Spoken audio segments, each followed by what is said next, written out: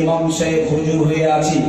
এখন আমাদের মধ্যেও এই রেওয়াজটা বেশি দেখা যায়। আমরা অপেক্ষা করি আপনারা কখন সমাজে কিছু জ্ঞানীগুণী মানুষ, বুদ্ধিজীবী মানুষ, তারা আল্লাহর কাবার মেহমান হয়েছে, হওয়ার পরে তাদের ভিতরেও একটা ইগো কাজ করছে। আমরা হাজি সাহেব, আমরা সালাম দেবো না, আমাদেরকে ওরা দেবে।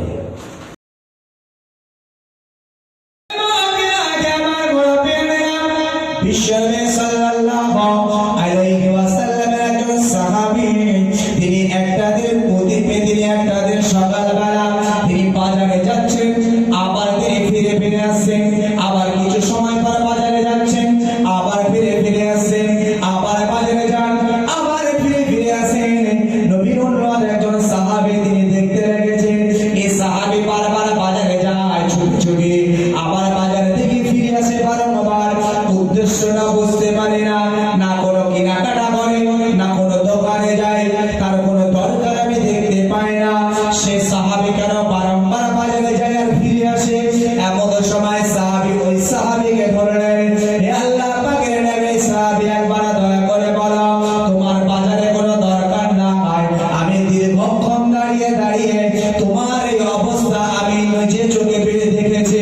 একবার বলো তুমি কেন দৌড়ে দৌড়ে বাজারে যাও, আবার তুমি বাজারে থেকে ফিরে আসো, আবার বাজারে যাও, আবার বাজারে থেকে ফিরে আসো।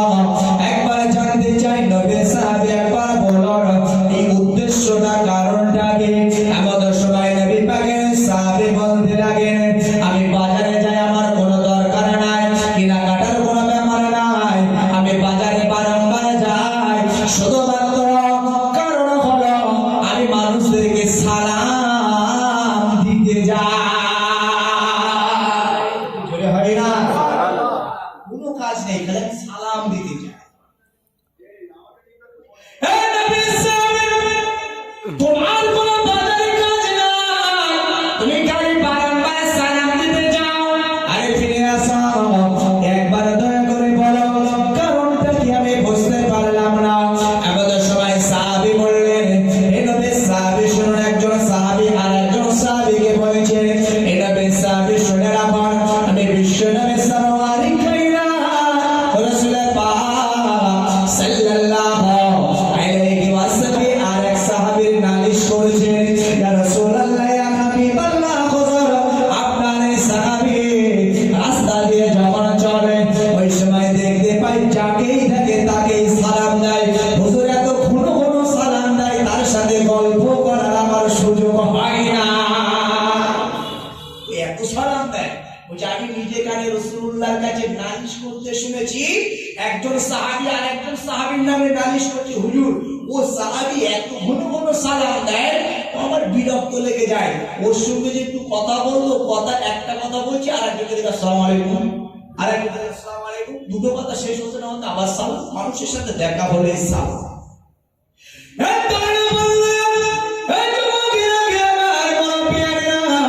বিশ্বনবী সাল্লাল্লাহু আলাইহি ওয়াসাল্লাম সাহাবী বলছেন, ওই সময় যখন নবীর কাছে নালিশ করা হলো, ওই সময় বিশ্বনবী আমার তাকে লক্ষ্য করে বললেন, আমার সাহাবী শোনো, হে আল্লাহর বান্দা, হে আল্লাহর গোলাম আব্দুল্লাহ শোনো, আমি বিশ্বনবী সাল্লাল্লাহু আলাইহি ওয়াসাল্লাম রাসূল পাক সাল্লাল্লাহু আলাইহি ওয়াসাল্লাম, যদি তোমরা কেউ আমার সম্মুখে যদি জান্নাতি ব্যক্তি দেখতে চাও, যদি কোনো জান্নাতি যুবককে দেখতে চাও, আমি নবীজি সাল্লাল্লাহু আলাইহি ওয়াসাল্লাম আমার এই সাহাবীকে দেখে নিতে বলবা।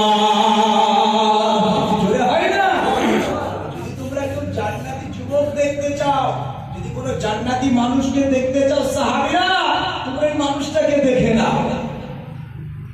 হে নবী বিশ্বনবী সাল্লাল্লাহু রাসূল পাক সাল্লাল্লাহু আলাইহি ওয়াসাল্লাম তিনি ওই সময় বলেছিলেন, সালাম আমলটা হলো এত দামি, যার জীবনে সালামের আমলটাকে পূর্ণরূপে আদায় করতে পারবে ওই মানুষটাই হলো আমি রাসূলুল্লাহ আমার ঘোষিত আল্লাহ পাকের বান্দা, জান্নাতি বান্দা। তাই আমি নবীর সাহাবী, আমি নবীর সাহাবী, নবীর কাছ থেকে যেদিন থেকে হাদিসটি শুনেছিলাম, ওই দিন থেকে যে সময়টা আমি ফিরে পেতাম, ওই সময়টা আমি সময় নষ্ট না করে আমি মানুষ মানুষের তালাশে থাকতাম, ইমানদার বান্দা বান্দীদের তালাশে থাকতাম।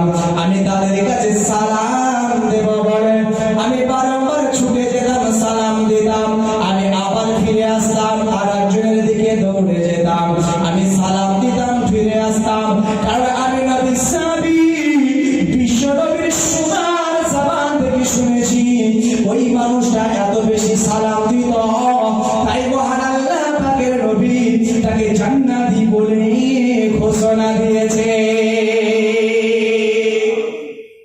ভাই আমার, দোস্ত আমার, নবীজি সাল্লাল্লাহু আলাইহি ওয়াসাল্লাম বলেন, পৃথিবীতে যদি কেউ এই